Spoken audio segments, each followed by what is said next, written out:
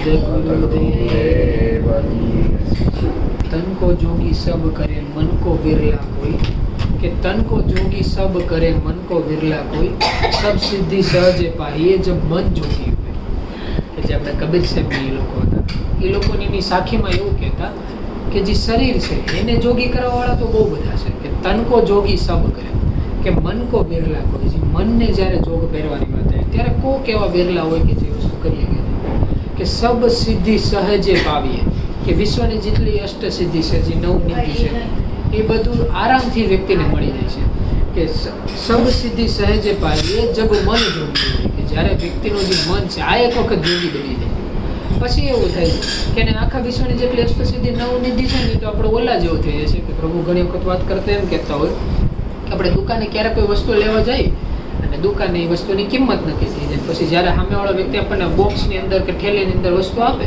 ત્યારે ઠેલી અને બોક્સની માંથી ધૂળ ચડેલી હોય તો આપણે શું કહે કે ધૂળના કોઈ રૂપિયા કે કોઈ કિંમત ચૂકવવી પડે તો ઓલો વ્યક્તિ શું કહે કે ભાઈ એની કોઈ કિંમત ન હોય એમને ફ્રીમાં હોય એમ જ્યારે કોઈ પણ વ્યક્તિ મન ઉપર પોતાનો વિજય મેળવી જાય ત્યારે બહારના વિશ્વની જેટલી અષ્ટસિદ્ધિ નવનીતિ છે ને આવું ધૂળ અને કણના માફક બરાબર છે એ રીતની આંખે થઈ જાય છે આપણે ગંગા સતી પાનભાઈ એ લોકો હતા ને ભજનની અંદર એવી વાત કરતા કે બહારની જે બધી મોહ છે બહારની જે પાવર છે જે વ્યક્તિ એને ખાલી વનસ્પતિને પાંદડાના તડખા બરાબર સમજે ને એ વ્યક્તિ આ નામની અંદર વધારે ઊંડા ઉતરી ગયું છે કારણ કે નામ આખું એ રીતે બનેલું છે આ એવું નથી કે નામ ખાલી ઋષિમુનિઓ પાસે દેવતાઓ પાસે આ સેમ ટુ સેમ આવડું આ મહામંત્ર જે છે ને એ કેટલા બધા દાનવો પાસે હોતે આવેલું છે કારણ કે જે આપણે શુક્રાચાર્યની જે વાત હતી જે દાનવોના ગુરુ હતા ત્યારે એ લોકોએ નામની શક્તિ સમજાવતું એ લોકો જ સમજાવતું પણ વ્યક્તિ આટીએ ક્યાં ચડી જાય છે સૌથી પહેલી વાત જ ત્યાંથી શરૂઆત થાય છે કે કોઈ પણ વ્યક્તિ મંત્ર દીક્ષા લેવાનું નક્કી કરે ત્યારે મંત્ર દીક્ષા લેતા પહેલા એના મનમાં એક સવાલનો જવાબ એના મનમાં હોવો જ જોઈએ ભલે એ સમયની પાસે ન હોય પણ આગળ જતા હોય તેની સવાલનો જવાબ વ્યક્તિ પોતાને ગોતી લેવો જોઈએ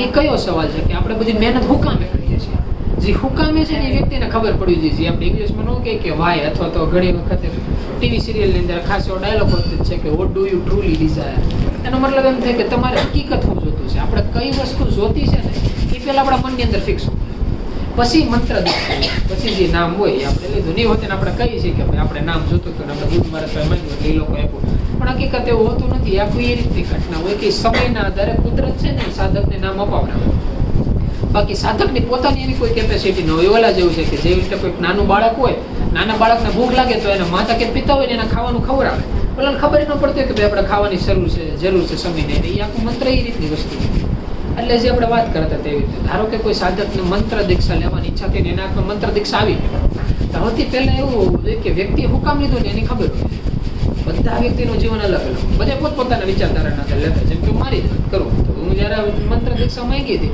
ત્યારે હું હાથનું ભણતો એટલે એક નાનો આમ છોકરો કે જેને દુનિયાદારીની બુક ખાસ ખબર ન પડતી હોય જો કે અત્યારે મોટા ભાગે બધા વ્યક્તિને એમ જ આપણે હજી એમ જ હાલતું હોય પણ એ સમયના આધારે એવું હતું કે ખાલી પરીક્ષામાં સારી ટકાવારી આવે ને એટલે નામ લેવાનું આપણે કોકને પૂછતા ભણવામાં મહેનત કરીએ છીએ રિઝલ્ટ ન થતું તો ઓલા લોકો કે મંત્ર દીક્ષા લઈને મહેનત કરો ને એટલે સમયના આધારે ટકાવારી આવી જાય એટલે એ નક્કી કરીને મંત્ર દીક્ષા લીધી હતી પછી થાયેલું પ્રભુ ભજન આધારે બેન શ્વાસ ફેરો પછી સમય જતા આગળ જતા આપણને ખ્યાલ આવ્યો કે ભાઈ આમાં ગમે એટલી કોઈ પણ વ્યક્તિ મહેનત કરે તો આ બધું કેવું છે ખબર કે સમયના આધારે એમ થાય કે પહેલા પણ ટકાવારી આવશે સમયના આધારે આવી હતી પછી નોકરી જોબ લગ્ન બાળ બસ આ બધું સમયના આધારે ત્યાં રાખે બે પણ મેં કોઈ વ્યક્તિ શાંતિથી વિચાર કરે ને તો એવું થાય કે આજે આપણે થતું બહારના વ્યક્તિને થતું પણ આપણા જીવનમાં જે સુખ સમય હેરે થયું જે એકદમ શાંતિથી થયું આ જો કોઈ બીજા વ્યક્તિને જોતું હોય તો એ વ્યક્તિ એક જ કર્મ આધારે કરે કે કયું કર્મ એક વખત મંત્ર દીક્ષા આવ્યું પછી ખોટું પોતાના મન ઉપરથી પાવર હટાવી નાખવાનો કે આપણા પાવરના આધારે આ કોઈ વસ્તુ આવે છે જેવી રીતે કોઈ પણ વ્યક્તિ સ્કૂલમાં ભણતો હોય પછી શિક્ષક હોય શિક્ષકની અંદર ભલે ગમે એટલું જ્ઞાન હોય પણ તો તેની શિક્ષકતા અલગ જ શિક્ષક છે જ અલગની સ્કૂલની અંદર છે જ અલગ ટ્રસ્ટી પ્રિન્સિપલના હાથ નીચે કે જેવી રીતે આપણે નથી કહેતા કે બોર્ડ અને ડસ્ટર ન હોય તેની માલિક ન કહેવાય એની જેવું છે કે જ્યારે કોઈ પણ વ્યક્તિ પાસે મંત્ર આવી જાય જે નામ આવી જાય ત્યારે ગુરુ મહારાજના હાથની નીચે એના આજ્ઞાના આધારે કોઈ પણ વ્યક્તિ જિંદગી જોવે તો શિક્ષકે થઈ ગઈ પ્રિન્સિપલે થઈ ગઈ વકીલે થઈ ગઈ જજે થઈ ગઈ એ કોઈ પણ મોટા મોટી ડિગ્રી હોય ને એ વ્યક્તિ લઈ ગઈ પણ એ ત્યારે લઈ ગઈ જ્યારે સાધક અવસ્થામાં એ વ્યક્તિ રહેલું એમ એની જેવું છે પછી બીજી જે આપણે વાત કરતા થઈએ તો કે ભાઈ તનકો જોગી સબ કરે તો પહેલાં જોગ હું છે ને સમજવું પડે જે તનના જોગીની વાત કરીએ ને એ તો કરી જ નહીં છે કે એ તો એક દેખાવો છે કે બે પાસ પછી શબ્દ બોલતા આવડતા હોય જો કે નવી પેઢીમાં એક બહુ સારું છે બાકી જૂની પેઢીમાં એવું હતું કે ભગવા વસ્ત્ર પહેરી લે બે ત્રણ કપાળે ટીલા કરી નાખે અને પછી એવી વાત કરી નાખે કે ભાઈ આપણને આવી વસ્તુ આવડે ને આપણને આવી વસ્તુ આવડે. ધર્મના આધારે વાત કરવાનું ચાલુ કરે. પણ જે હકીકત છે, હકીકત કંઈક અલગ જ છે. હકીકત એવું છે કે ધર્મની વાતો બધા કરીએ કે ધર્મનો જે સાર છે ને એ કોઈ સમજી ન શકે. તો આપણે ધર્મનો જે સાર કહેવાય, સાર કેને કહેવામાં આવે છે? ધર્મનો સાર એક જ વસ્તુ કહેવામાં આવે છે કે જે ગીતાની અંદર સાર દેતા દેતા જે અર્જુન હોય ને કૃષ્ણ ભગવાનને પૂછે કે ભાઈ મારા જીવનમાં આ પ્રોબ્લેમ આવી, સામે આ અડચણ છે, સામે આ અડચણ છે, તમે અમારા પ્રોબ્લેમનું સોલ્યુશન કરો. ત્યારે જે અર્જુન હતા ને કૃષ્ણ ભગવાનને સવાલ પૂછે, કૃષ્ણ ભગવાન તેને જવાબ દેતા. હવે આપણા જીવનમાં ધારો કે કોઈ પ્રોબ્લેમ આવ્યો તો આપણે ક્યાં કૃષ્ણ ભગવાનને ગોતવા જવા? પહેલા તો એ નક્કી નહીં કે મૃત્યુલોકની અંદર ઓલું કહેવાય છે, કૃષ્ણ ભગવાન ન કહેતા કે ભાઈ સંભવામી યુગે યુગે, અમે જ્યારે યુગે જે રીતની જરૂર પડશું ત્યારે અમે પોતાની રીતે આવતા હોઈશું. પણ કોને ખબર આપણે જે સમયમાં આવ્યા એક્ઝેક્ટ એ સમય કૃષ્ણ ભગવાન આવ્યા છે કે નહીં? અને ધારો કે નક્કી કરેલું આવી ગયા તો પછી પહેલા આપણે એને ભેટો થાવો કે નહીં એ વખતે જોવું પડે ને. નકર કુરુક્ષેત્રના મેદાનની અંદર કેટલા સાધકો હતા, કેટલા વ્યક્તિઓ હતા. કૌરવની સેનામાં એટલા હતા, પાંડવની સેનામાં એટલા હતા. તો તેને અર્જુનને એકને જે આપણે ગીતા જ્ઞાન હતું જ્ઞાન મેળવ્યું એવું કહેવાય છે. તો આપણે જ્યારે સમજણની જરૂર હોય ત્યારે આપણે સમજણ લેવા ક્યાં જાય? તો ઓલા ઘણી વખત ઓલા પિક્ચરની અંદર નથી આવતું અમે ગોટ પિક્ચરની અંદર કે ભાઈ એ લોકો જ્યારે કોર્ટ કચેરીની અંદર તર્ક વાદ વિવાદ કરતા હોય ત્યારે મેં એક વિવાદ બહુ મસ્ત મૂકી. એમ કહે કે ભાઈ તમારા ઘરે લાઇટ કોની આવે? ઓલા લોકો એમ કે રિલાયન્સની આવે. એ કે તો ત્યારે પાવર જાય છે ત્યારે તમે સીધો અંબાણીને ફોન લગાવો છો. ત્યારે હું કે ભાઈ આપણું જે નજીકની જગ્યા હોય ત્યાં ફોન લગાડી. એ વાતને સમજવા માટે જે મૃત્યુલોક પર ગુરુ પ્રણાલિકાની શરૂઆત થઈ હતી પહેલેથી કે જ્યારે સાધકોને કોઈ પણ પ્રકારની મનના શંકાની અંદર આવું હોય કે ભાઈ આમાં કઈ રીતનું હોય, નકર આમાં શંકામાં આવતું એવું ન હોય કે બહુ મોટા પ્રોબ્લેમ હોય. ક્યારેક તો એવું હોતું થઈ જાય કે મંત્ર દીક્ષા લઈ નીકળે બીજા દિવસે પાછું મંત્ર પાકો કરાવવાનો થાય. આ તો બહુ સારો સમય છે કે ઘરની અંદર બધા વ્યક્તિ હોય, નકર તો એવું હોય દેહમાંથી એક જ વખત આવું હોય નામ લઈને પાછા હોય ગયા 2-3 વર્ષે પાછો ગુરુનો ભેટો થાય એમ હોય. કારણ કે ઘરના વ્યક્તિને એટલે પેકેટમાં રહેતા હોય તો ત્યારે આવે ત્યારે મંત્ર દીક્ષા પૂછે તે ખબર પડે 3 શબ્દ નામ થઈ જાય. એટલી બધી મહેનત પાછળનું મહેનત થયું. એટલે આવું ઘણી વખત ન થાય. એની માટે જે ગુરુ છે ને સતત ભેગા જ હોય કે જ્યારે ગમે ત્યારે આપણને એમ થાય કે સમયની અંદર આપણે અટવાતા જઈએ છીએ, ક્યારે કોઈ નિર્ણય નથી લેવાતો, ત્યારે ધીમે ધીમે સમય એટલો સારો થતો જાય છે કે પહેલાં તો એવું હતું કે હાલીને જવું પડતું, પછી પરબીડિયા જેવી સિસ્ટમ એવી એમાં હોતે ને એવું કોઈને ખબર ન એવી રીતે લખવાનું. નકર ઓલા જેવું થતું કે બહાર કોઈ પણ ગમે એટલે ડાકુ લૂંટારાના ધંધે ચડી જાય ને તો એને કોઈ કહેવાવાળા નહોતા કે તમે આ કરો. પણ જો કોઈ પણ નામના આધારે ચડે તો ખુદ નરસિંહ મહેતા જેવા વ્યક્તિના જીવનમાં આખા સમાજે એને બહાર કાઢી નાખ્યા હોય તો આપણા જેવા વ્યક્તિની તો હું વાત. એટલે તો એ રીતના સમયમાંથી જે જૂના વ્યક્તિઓ તે પસાર થયા હતા. અત્યારનો સમય બહુ સારો એવો ટેકનોલોજીનો સમય, ફોનનો સમય, જ્યારે ગમે સવાલ હોય ત્યારે પૂછી શકીએ. તો આ સમયની અંદર જે સાધના છે ને એ બહુ જ આસાન છે. પણ આસાન એટલે કઈ રીતની છે કે જ્યારે ઘણી વખત પ્રભુ એ વાત સમજાવતા કહેતા, હમણાં થોડાક દિવસો પહેલા જ વાત કરતા હતા કે જૂના સમયની અંદર કેવું હતું કે કોઈ પણ વ્યક્તિ પાસે થોડું ઘણું આપણે માલ મિલકતમાં અન્ન એવું હોય ને ખાવાની વસ્તુ, એટલે બહુ ઓલા નથી કહેતા ધનધાનથી સંપૂર્ણ કહેવાતું. પછી થોડોક સમય ગયો ને એટલે કેવું થયું કે આપણે ગાય હોય કે થોડા ઢોર ઢાકર હોય કે એકાદા 2 ઘોડા હોય કે એકાદા 2 હાથી હોય ને એટલે સમયની અંદર બહુ સારો થતું. પછી કરન્સી જેવી વસ્તુ નીકળે, પૈસા જેવી વસ્તુ, એટલે રાણી સિક્કા, હોનાની વસ્તુ એવી થોડી ઘણી ઘરેણાની એવી વસ્તુ નીકળે. પછી વાસણો ને એવા નીકળે. ધીમે ધીમે એ સમય ફરતો ગયો. પછી જે આપણે ધનબળનો સમય અત્યારનો જે સમય એવો થવા મળ્યો કે એમાં ધીમે ધીમે કેટલા વ્યક્તિઓ સમજેલા વ્યક્તિઓ હતી ને એવું કહેવા મળ્યા કે જો કરંટ સમયની અંદર આ સમયની અંદર કોઈ પાસે ધનબળ હોય એટલે 90% પ્રોબ્લેમનું સોલ્યુશન એની અંદર થઈ જાય. કેટલા બધા વ્યક્તિઓને કહેવાનું. પણ ધીમે ધીમે હમણાં પ્રભુ વાત કરતા એવું કહેતા હતા કે ટકાવારી છે ને ઘટવા મળે છે. જે 90% હતો ને 75, 80, 65 એવું થતા ધીમે ધીમે એવું લાગે છે કે કદાચ ખાલી પેઢી જાય ને તો સમય ન્યાવીને ભરી જાય કે 50% વસ્તુ એમ કહી કે કોઈ પણ વ્યક્તિ પાસે ધનબળ હોય ને એટલે બધા પ્રોબ્લેમનું સોલ્યુશન. બાકીની 50%ની અંદર સમજણ આવીને ઉભી રહી જાય. એનું કારણ એ એટલે છે કારણ કે પહેલાં કેવું હતું આપણે ઓલા ન કહેતા કે કોઈ પણ વ્યક્તિ પાસે મોબાઈલ બહુ મોટી વસ્તુ છે, અત્યારે ખિસ્સા એટલા મોબાઈલ, નાનું તો ટેણીયું હોય ને તો એના હાથની વસ્તુ હોય, વ્યક્તિ સ્વતંત્ર થવા મળ્યો. અને આ મૃત્યુલોકની હંમેશા એ વસ્તુ છે. પહેલાં ન કહેતા કે પહેલાના સમયની અંદર એકતા બહુ હતી, અત્યારના સમયની અંદર એકતા તૂટી ગઈ. એકતા તૂટી નથી ને એની કારણ ખાલી સ્વતંત્રતા છે. ત્યારે એકાબીજા વ્યક્તિની મજબૂરી હતી હતી, હવે મજબૂરી નથી. અને જ્યારે વ્યક્તિ સ્વતંત્ર થયો, જ્યારે કોઈ પણ આત્મા સ્વતંત્ર થયા ને ત્યારે એના જે કોઈ જૂના વિચાર હતા ને મોટા થઈને બહાર આવ્યા. કે જ્યારે કોઈ દાની વ્યક્તિ હતો તો એ મહાદાની બન્યો, જ્યારે કોઈ લોભી વ્યક્તિ હતો તો એ મહાલોભી બની ગયો, જ્યારે કોઈ કામી વ્યક્તિ હતો તો એ કામી બની ગયો, ક્રોધી બની ગયો, કે સમજણ દેવાવાળો વ્યક્તિ હતો તો સમજણ દેવાવાળો બની ગયો. તો બધી જગ્યાએ છેલ્લે સરવાળા છે ને અહીંયા સમજણની જરૂર પડશે કે કઈ જગ્યાએ વ્યક્તિને ક્યાં અટકવું. કારણ કે ઓલા ન કહેતા અતિની ક્યાંય ગતિ નથી. કોઈ પણ વ્યક્તિ ગમે જ્યારે સ્વતંત્રતાનો ઉપયોગ ગમે એટલી સારી જગ્યાએ કરે કે ખરાબ જગ્યાએ કરે, જ્યારે વ્યક્તિને રોકાતા ન આવડે ત્યારે હંમેશા એનો જે અંત છે ને ભયંકર જ સાબિત થયું છે. એટલે એની જેવું છે. નકર આપણે જોવા જઈએ કુરુક્ષેત્રના મેદાનની અંદર જે યુદ્ધ છે ત્યારે હાલો આપણે દુર્યોધનનું શક્યનું ઉદાહરણ બહુ સાઈડમાં મૂકી દીધી. પણ જે ભીષ્મ જેવા વ્યક્તિઓ હતા તો એ હોતે કૃષ્ણ ભગવાન સાર કહેતા કે તમે તમારા ધર્મને બહુ વધારે પ્રાધાન્ય દઈ દીધું. એમ એની જેવું છે. જ્યારે વ્યક્તિ પોતાના મનના વિચારને પ્રાધાન્ય દઈ દે અને પોતા પાસે પાવર કોઈ પણ પ્રકારની અને પોતાની જીદ ઉપર ઉતરી જાય, ત્યારે એ સમયના આધારે પાછળ ક્યારેય ધર્મનો વિકાસ થઈ જ નથી શકતો. ત્યારે કોઈના કોઈ રૂપમાં કુરુક્ષેત્રનું મેદાન આવી મૂકવું જોઈએ. પણ પહેલાના સમય કરતા અત્યારે બહુ સારો થઈ ગયો. પહેલા કેવું હતું, કુરુક્ષેત્રનું મેદાન થયું એટલે ઓલા નહોતા કહેતા કે ભારત ભૂમિ ઉપર એક નવ યુવાન નહોતા લીધા, એ સમય આવી ગયો. અત્યારે હવે એવું નથી થતું. અત્યારે એક પોતપોતાના વ્યક્તિના જે યુદ્ધ છે ને પોતપોતાની રીતે ઘરમાં ને ઘટમાં જ રમી રહ્યા છે. કે વ્યક્તિને જોતા બહાર એવું લાગે કે પોતે બહુ ખુશ છે, પણ પોતાના ઘટમાં કેટલો કન્ફ્યુઝ છે ને એ વ્યક્તિને પોતાને જ ખબર પડી શકે. એટલે એની જેવું જીવન છે કે જે બહારના જોગની જે વાત થઈ. અને આમાં એવું નથી હોતું કે બહારના જોગ એટલે જે આપણે બહારના કોઈ પણ અજ્ઞાની વ્યક્તિ છે એ કરે છે. નામની અંદર હોતા ને ઘણા એવા વ્યક્તિ જોયેલા કે જે વાતો બહુ કરતા હોય, અમને ગુરુ પર ભાવપ્રેમ, અમને ગુરુ પર ભાવપ્રેમ, પણ ક્યારેક પૂછે ને કે તમે છેલ્લે ગુરુ મહારાજની તિથિમાં ક્યાં ગયા હતા, તો કંઈક જોક્સ કરતા એમ હોતું ને કે એક વ્યક્તિ એમ કીધું, એટલે બાપા ઓવ થઈ ગયા, અમને ખબર ને, ઓલા કે ભાઈ 10 તિથિ વહી ગઈ. એમ એટલા બધા કે આપણે પૂછે કે તો તમે ધ્યાનમાં બેઠા છો ને, કે બાપા મંત્ર યાદ નથી, તો ઓલા એમ કે તો પછી આ જે ભાવ છે ભાવ શું કામનો. એમ એની જેવું છે વ્યક્તિને જ્યારે એનું જે મંત્ર દીક્ષા હોય આ ભૂલાવ મળે. એનો મતલબ એમ થયો કે વ્યક્તિએ 6 મહિના સુધી મંત્રનું છે ને એક વખત સ્મરણ નથી, નકર એટલું તો નહીં યાદ રહે. અને એવું ન થાય ને એની માટે એક ટેવ રાખી દેવાની. ભલે જીવનમાં ગમે એટલે આપણે કામની અંદર હોય, પણ એક ટેવ એવી રાખી દેવાની કે આજે જ્યારે હોવાનું ચાલુ કરીએ ને ત્યારે મનને સ્મરણની અંદર લગાડી દેવાનું. પછી ભલે એક શ્વાસથી શરૂઆત પણ એક શ્વાસથી ચાલુ કરી દેવાનું. અને બીજી ટેવ એ રાખવાની કે જ્યારે સવારે આપણે ઉઠીએ ત્યારે ઉઠતા હોય પથારીમાં જ્યાં પરોઠી વળે ને 2 મિનિટ ધ્યાનમાં બેસી લેવાનું. આ એક ટેવ એવી છે કે જીવનમાં આપણે ગમે એટલી જગ્યાએ જાય ને ત્યારે હંમેશા આપણને પાટા ઉપર લાવવા માટેની બહુ શોર્ટકટ રસ્તો છે. અને એમાં મહેનતની જરૂર ન પડે. કોઈ પણ વ્યક્તિ ધીમે ધીમે અખતરો કરતા જાય.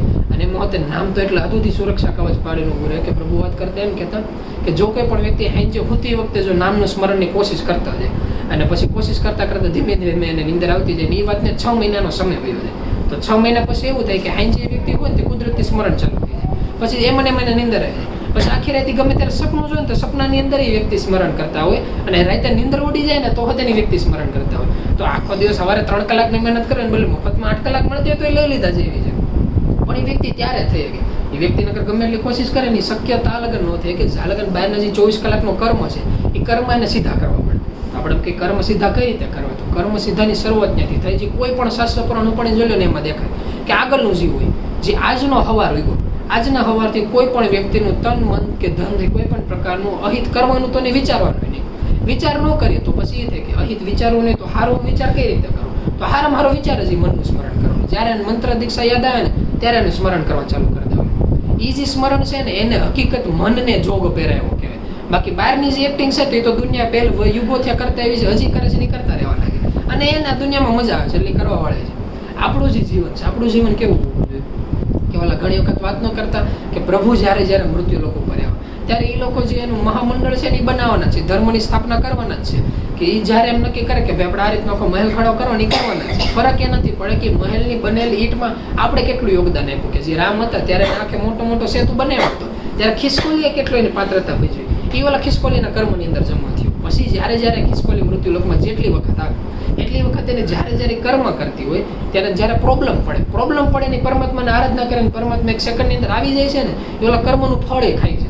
પણ એમાં હોતે ને યાદ રાખવાનું કે કર્મના ફળ ખાતા એક સમય એ હોતે ને પૂરું થઈ જાય. જો એ પૂરું ન થતું હોય તો એવું થાય કે મૃત્યુ લોકમાં કોઈ વ્યક્તિ દુઃખી જ ન હોત. કોઈ પણ આત્મા દુઃખી ત્યારે જ છે જ્યારે આરાધના કરે છે ને એ સેકન્ડ પૂરી નથી થતી. આપણે એમ કહીએ કે પરમાત્મા દાતાર છે, દયાળુ છે, પૂરું હું કામ નથી થતું?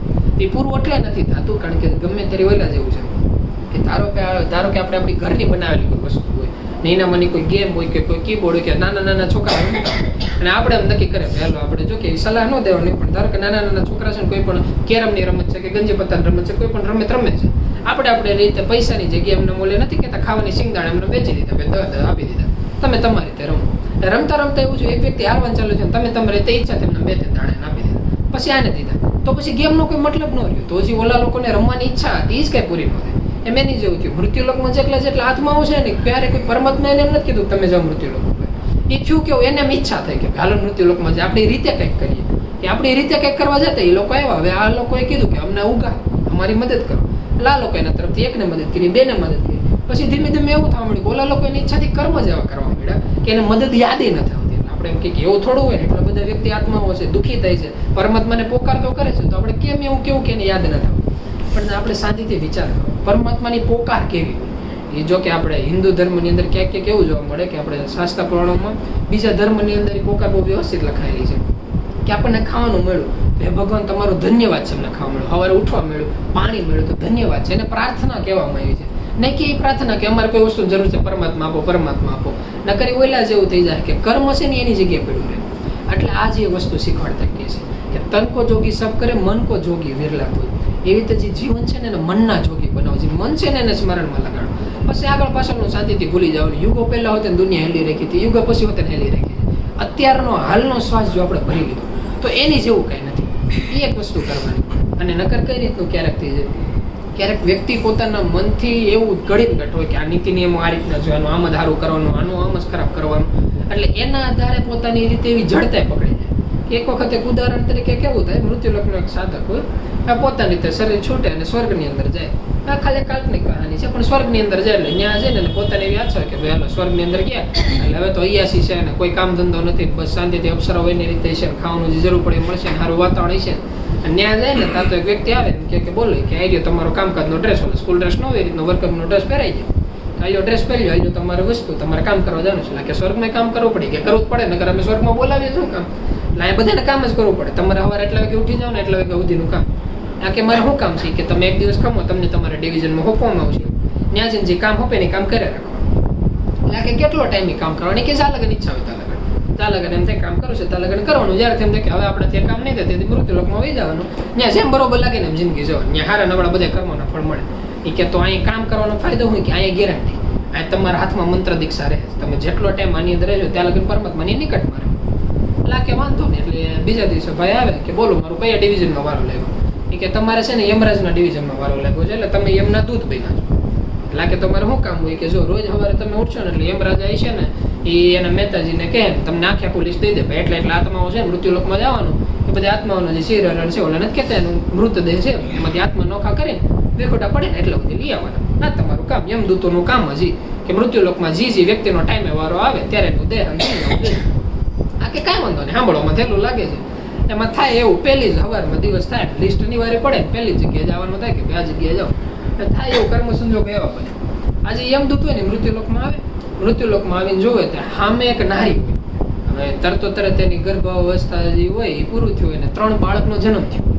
3 બાળકનો જન્મ થયો ને આજુબાજુ કોઈ ન હોય, એટલે કુદરતી રીતે જન્મ થયો. ડોક્ટર કે કોઈ વ્યક્તિ દર્દથી આપણે પીડા છે, ઘણું બધું બ્લડ નીકળી ગયું હોય, એટલે મોતની અણી ઉપર હોય. એટલે પોતે સામે છે ને લિસ્ટમાં નામ જોઈને દેખે કે ભાઈ આજ નારીનું જે ચીર છે હરણ કરવાનું જેનું પ્રાણ છે એ લેવાનો છે. એટલે પોતે જો તો 3 બાળક ત્યાં હોય, એમાંથી એક બાળક તો રોઈ હોઈ ગયું હોય, એક બાળકના આંખમાંથી હસી પાણી એમને ચાલુ હોય, ત્રીજું બાળક હોય ને એ ઓલા માતાના શરીરે લાગેલું હોય, ખાવા માટે મહેનત કરતું હોય. એટલે આનાથી જોવાય નહીં કે આનો આગળ પ્રાણ લઈ લેવું તો 3 બાળકનું અને આ 3 બાળક આમનામ રોય આપણાથી જોવાતું નથી. અમે પ્રાણ લીધા પછી આ લોકોને શું હાલત થાય, એનો કોઈ બીજું લેવા આવશે, આપણાથી આ વસ્તુ નહીં થાય. એટલા બધા અકર્મો આપણાથી ભેગા નહીં થાય. આમાં આની શું ભૂલ? એમ નક્કી કરે કાગળ હોય ખિસ્સામાં નાખીને પાછળ એમ લોકો હોય ને ત્યાં છે ને યમરાજ કે તાર ભેગા એટલા આત્મા આવવા જોઈએ. એમાં કેમ આત્મા નથી? એટલે આવડો જે કાગળ હોય ને એ દેવો નોકે કટોર વાળ્યો તમારું, અમારા હાથથી કામ નથી કરવું. મેં નહીં જાવ કે ભાઈ આજથી અમારાથી આ કામ નહીં થાય. અમે કેટલા બધા સારા કર્મો કરીને એટલા પૂગ્યા અને હવે તમે જો એવા વ્યક્તિઓ છે કે જેની કોઈ ભૂલ નથી એનો પ્રાણ લેવા મોકલો છો ને એની પાછળ 3 બાળક છે. એ કે તો આવું થોડું હાલે. એટલે જે યમરાજા હોય ને ગરમ થઈ જાય. ઓલા નો કે અમુક મેનેજર થોડા ગરમ મગજ ના જોઈએ તો જ અમુક ડિવિઝન સંભાળી શકે. એટલે ગરમ થઈ જાય કે તને શું લાગે છે, તને બધી ખબર પડે છે, યુગોથી આ આખો કારભાર આમનો માયલો રેખો છે, આમાં લિસ્ટમાં નામ આવે ને બધાને આવવું જ પડે. અને આમાં એવું નથી કે તું લઈને નથી આવ્યો એટલે બેનનો વારો નહીં આવે, આગળ બીજા જઈને લઈ આવશે. અને તને જો એટલી જ ખબર પડતી હોય કે પરમાત્માએ જે વ્યાખ્યા લખી બધી સાચી છે એની કરતાં તું કંઈક વધારે જાણીશું તો એક કામ કર, આજે તારો ધંધો છે ને ધંધો મૂકી દે અને બહારની સાઈડ વયો જાય, મૃત્યુલોકમાં વયો જાય તારે. ઓલો ભાઈ આજે જ કરવા મળે કે ભાઈ એવું કરો અમને નોકરીમાંથી મૂકો, મૃત્યુલોકમાંથી જે આગળ આવ્યા છે ત્યાં પાછું નથી જવું કે તો હતે જે આ ત્યાં ઉલ્લંઘન કરી પ્રમાણે તારે જવું પડશે. એટલે તું પાછો કઈ રાખી પાછો આવવાનો કોઈ ચાન્સ ખરા? એ કે તું મૃત્યુલોકમાં જાય ને જ્યારે તું તારી જ મૂર્ખામી ઉપર 3 વખત હસીને દાંત કાઢે કે ભાઈ આપણે એટલી ખબર ન પડતી ત્યારે તું પાછો અહીં આવી જાય. એટલે આને ચક્કરી ચડે કે આ વાતમાં કોઈ ખોટું જ નહોતું, આમાં કે દે આપણે આપણી મૂર્ખામી ઉપર દાંત કાઢવાના. પણ એ કે ઠીક હોય જે હોય એવી રીતે મૃત્યુલોકમાં આવે. એટલે મૃત્યુલોકમાં ઓલા ન કે માતા પિતા વગરનો બાળક એવી રીતે સીધા પ્રગટ થયેલા વ્યક્તિ જેવું હોય. એટલે શરીરની બધું વ્યવસ્થિત, સીધો યુવાની તરીકેનું શરીર, પણ આગળ પાછળનું કાંઈ નહીં, બહુ નોલેજ કે એવું કાંઈ નહીં. એટલે રસ્તા ઉપર કોઈ ભિખારી ન પડ્યો હોય એ રીતનું પોતાનું આખું જીવન વિતાવવાનું ચાલુ કરે. એમાં ધીમે ધીમે સમય જતા એવું થાય કે ત્યાંથી નગરજનનો એક વ્યક્તિ હોય ને નીકળે અને જોવે કે ભાઈ સામે જે વ્યક્તિ છે એને શરીર ઉપર પહેરવા માટે કપડું એક જ જોડી છે, ખાવા માટે કાંઈ નથી, અને પોતા પાસે થોડું ઘણું ધન ભેગું થયું હોય અને ધનથી ઘરેથી નક્કી કરી નીકળ્યો કે એટલું ધન છે ને એની માટે છોકરા માટે એટલું મીઠાઈ લેતા આવજો ને એટલા જોડી નવા કપડાં લેતા આવજો, એટલે છોકરાને અમારું બધાનું ખાવા પીવું નથી જાય. એટલે નક્કી કરે કે કોને ખબર આપણને એટલી દઈ આવી જાય કે કદાચ આ વ્યક્તિને નામે જ આ બધું નહીં હોય. એટલે વ્યક્તિ હોય ને એમ કે ભાઈ તું કેટલા ટાઈમથી આવ્યા છો?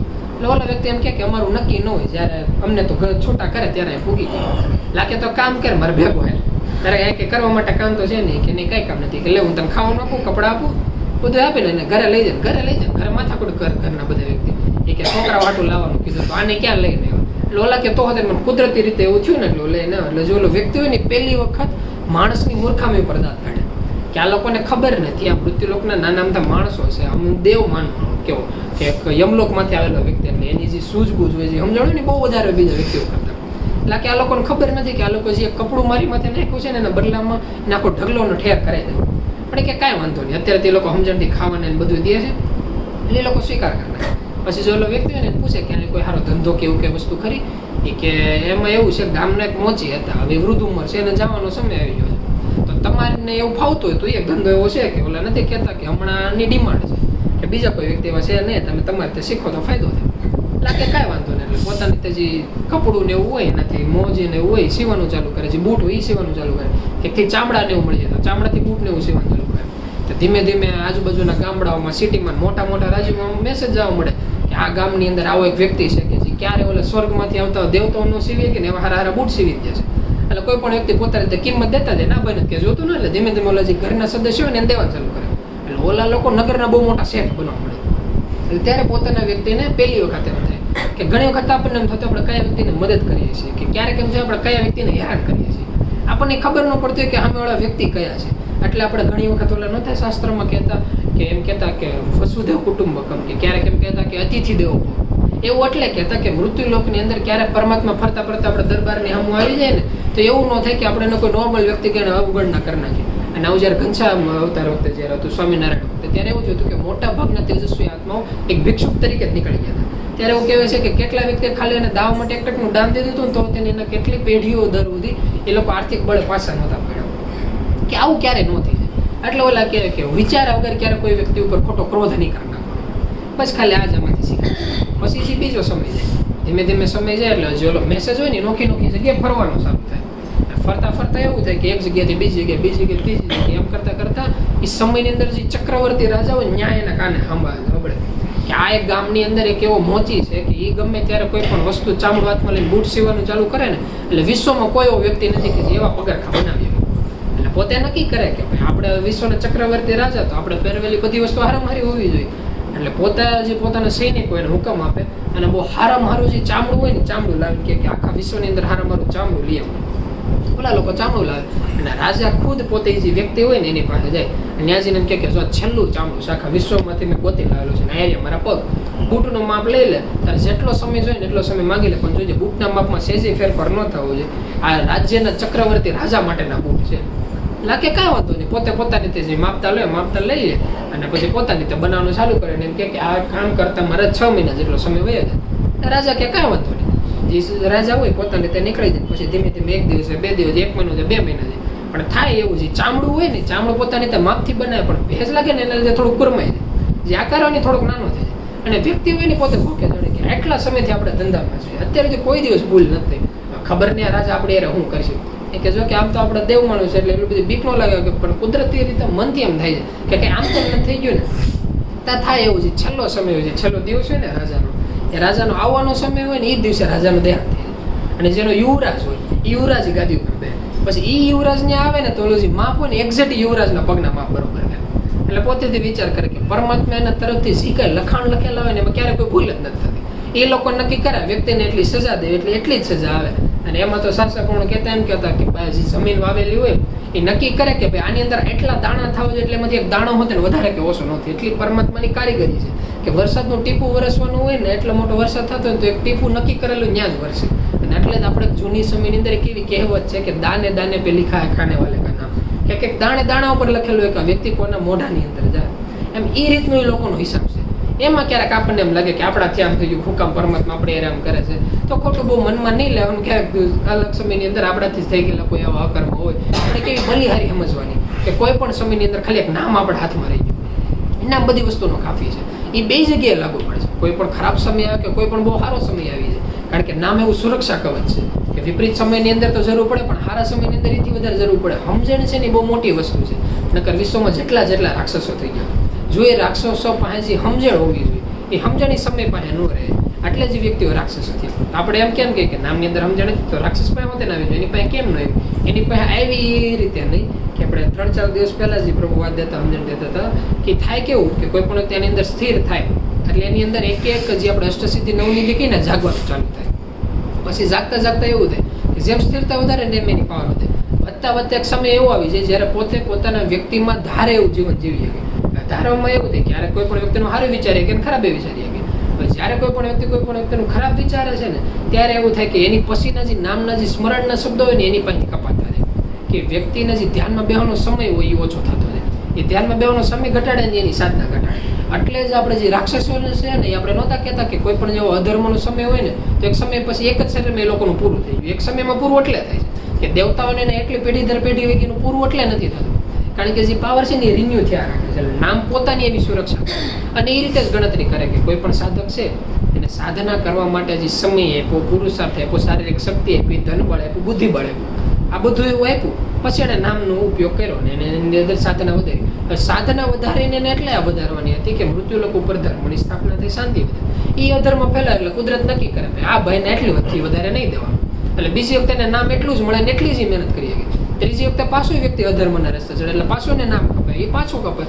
એમ કરતાં તો સમયની અંદર એવું થતું જાય છે કે શરીર છૂટી જાય, પણ એમાં ધીમે ધીમે એના હાથમાંથી નામ હોતે વહી જાય.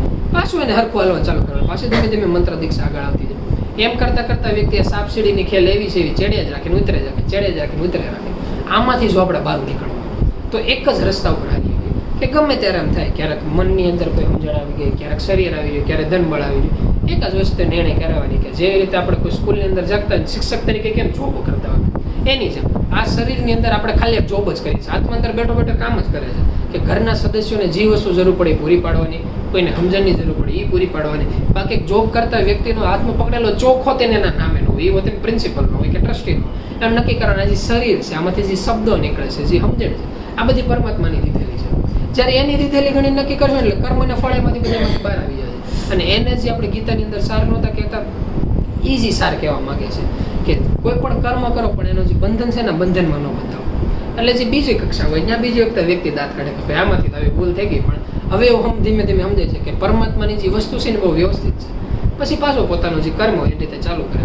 એમ કરતાં એવું થાય કે બહુ ધનાધય વ્યક્તિ હોય, એવું કહેવાય કે આપણે આખા જે રાજ્ય હોય ને એની અંદરનો 1 નંબરનો જે શેઠિયો હોય ને એ આવે અને આવીને એમ કે ભાઈ મારી પાસે તું કે ને એટલા હોના દાગીના ઘરેણા છે, તું કે એટલા ચામડા છે, તું કેટલા કાપડ છે, મારે 3 જોડી હારા એવા જે બૂટ કહેવાય ને બૂટ જોઈ છે. લોલા લોકો પૂછે કે કઈ વસ્તુ માટે? એ કે મારે 3 દીકરીઓ છે ને એના લગ્નનો સમય આવ્યો છે ને એને લગ્ન માટે પહેરવા માટેના એ કપડાં છે, એની માટે જે મોજડી કે બૂટ કહેવાય ને એની જરૂર છે. એટલે આ લોકો કે તો એની માટે મારે માપ લેવું પડશે.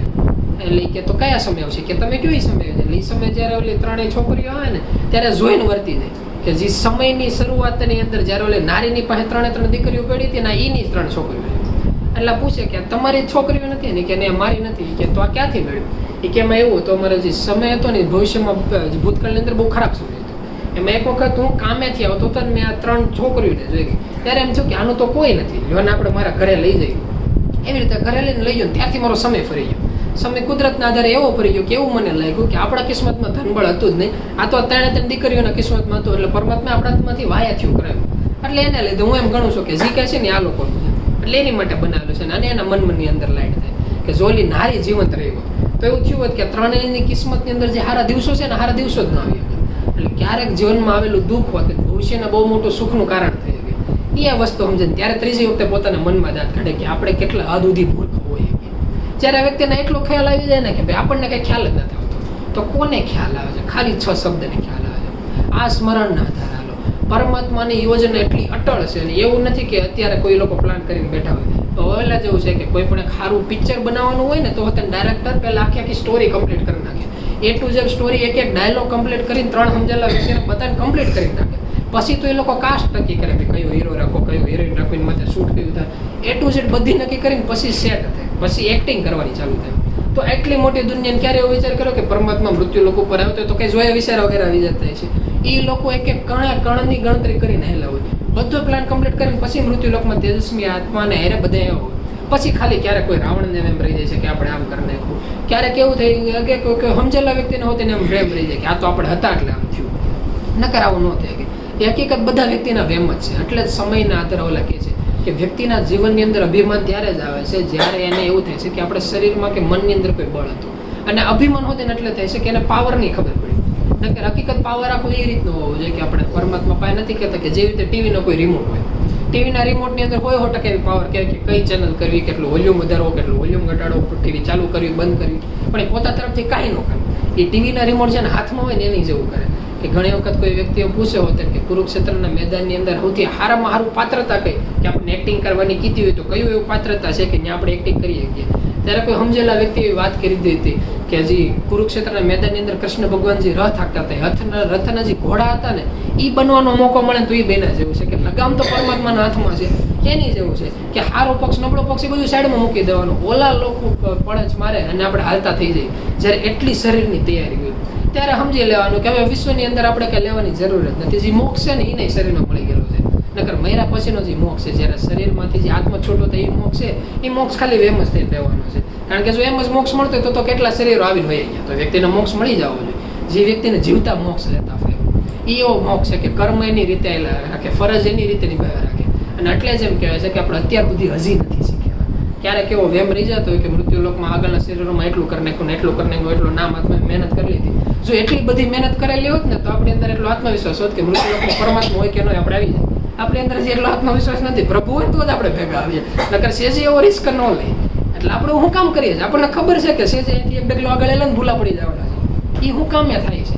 એ એટલે થાય છે કારણ કે પહેલા કેટલાને ભૂલા પડેલા જોયેલા છે ને આપણને આપણી ઉપર આત્મવિશ્વાસ છે કે ડગલું માંગ્યું એટલે ઊંધું જ ભીડ્યું છે. અને એ જે આત્મવિશ્વાસ છે ને એ બહુ સારો છે. બી ક્યારે રહેલી વસ્તુ આપણને સમજણના રસ્તા તરફ લઈ જાય. ખાલી ધ્યાન રાખવાનું. એ જે સમજણ છે ને એને કવચ બનાવી લેવાનું, જે નામ છે ને એને એવો પાવર બનાવી લેવાનું કે એને કવચની અંદર રાખવાનું. અને બહારની દુનિયામાં એક બહુ મોટો નેગેટિવ પોઈન્ટ છે કે કોઈ પણ બાળક ગમે એટલું બાળપણની અંદર રહેવા ટ્રાય કરે, સમયની હેરેન મોટું થવું જ પડે. એના જે માતા પિતા છે આજની કાલની જુવાન અને વૃદ્ધ થઈને વયા જ જવાના છે. પણ ગુરુ મહારાજની દુનિયામાં એવું કાંઈ નથી. આખી જિંદગીની યુગોને યુગો થઈને બાળક થઈને ગયો. એ લોકોનું જે ગુરુ તત્વ છે સતત સહાયને આધારે છે. ખાલી થાય કેવું ક્યારે એમ નહીં કહી દેવાનું કે તમને હું ખબર પડે, અમે કઈ એમ જ કરવાનું હોય. એ ખોટી પાવરમાં નહીં રહેવાનું. નકર એ તો ઓલા નથી કહેતા કરુણાના સાગર, દયાના ભંડાર. એ તો એમ કહેજે વાંધો નહીં તમારી રીતે ટ્રાય કરો, પછી કેટલા ખોખા પહેરવા પડે ને એ હિસાબ બહારની વસ્તુ થઈ જાય છે. એટલે એની જેવી જીવન છે. જ્યારથી એમ લાગ્યું હરખા રસ્તે ચેડા, ખાલી મનના સ્મરણની અંદર. પછી કોને ખબર કાલનો હવાર ઉગશે કે નહીં ઉગે, કાલે હવારે શું થાય. પહેલા જેવું છે કે મોબાઈલની અંદર અલાર્મ મૂકા પહેલા 2 સેકન્ડ સ્થિર થઈને તો વિચારવું નહીં કે હવારે દિવસ થાય કે નહીં. તો એમ જેમ આત્મવિશ્વાસ છે ને એ આત્મવિશ્વાસ આની અંદર રાખવાનો છે.